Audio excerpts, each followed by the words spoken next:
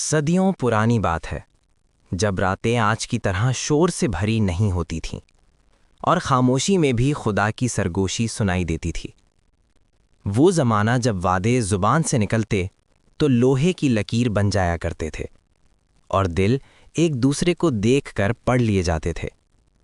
عرب کی تپتی ریت پر ایک شہر آباد تھا جس کا نام نوران تھا۔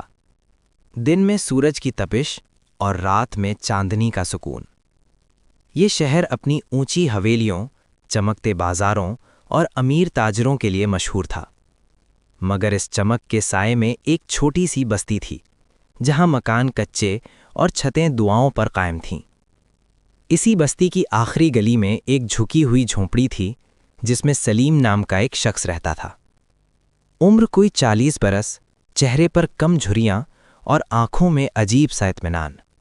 وہ پیشے سے کمہار تھا، دن بھر مٹی کو چاک پر گھماتا اور رات کو خود کو اپنے رب کے حضور جھکا دیتا۔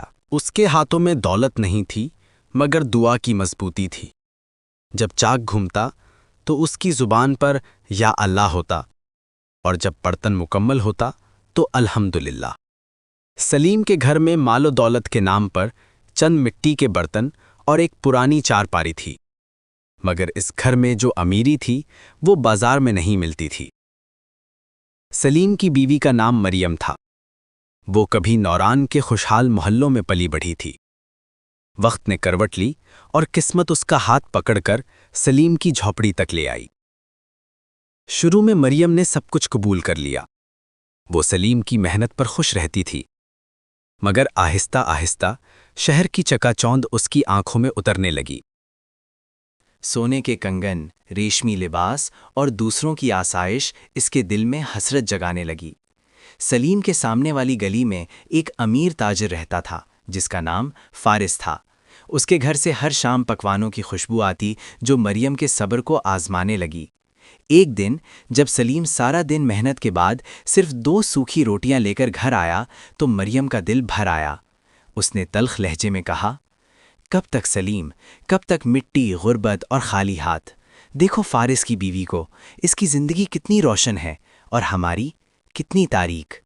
سلیم خاموش رہا۔ اس نے نظریں جھکا لیں اور نرم آواز میں بولا، اندھیرا تب ہوتا ہے جب دل میں شکر کا چراغ بجھ جائے مریم۔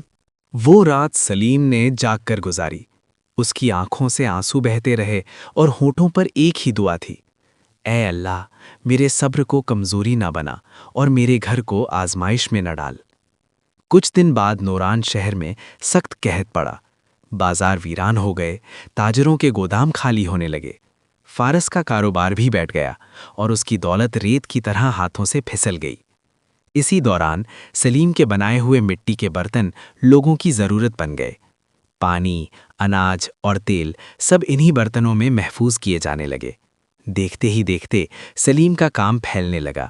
لوگ دور دور سے اس کے ہاتھ کی بنی ہوئی چیزیں لینے آنے لگے۔ ایک دن مریم نے دیکھا کہ وہی لوگ جو کبھی ان کی جھوپڑی کو حقارت سے دیکھتے تھے آج عزت سے سلیم کو سلام کر رہے تھے۔ مریم کی آنکھوں میں آنسو آ گئے۔ وہ سلیم کے قدموں میں بیٹھ گئی اور کہا، مجھے معاف کر دو، میں چمک کے پیچھے اندھی ہو گئی تھی اور روشنی میرے اپنے گھر میں تھی۔ سلیم نے مسکرا کر کہا، اللہ صبر کرنے والوں کو ہمیشہ خالی ہاتھ نہیں لوٹاتا، وہ دیر کرتا ہے مگر اندھیر نہیں کرتا۔ اسی دن مریم کے دل میں بھی صبر کا چراغ جل اٹھا۔ ویڈیو آپ کو اچھی لگی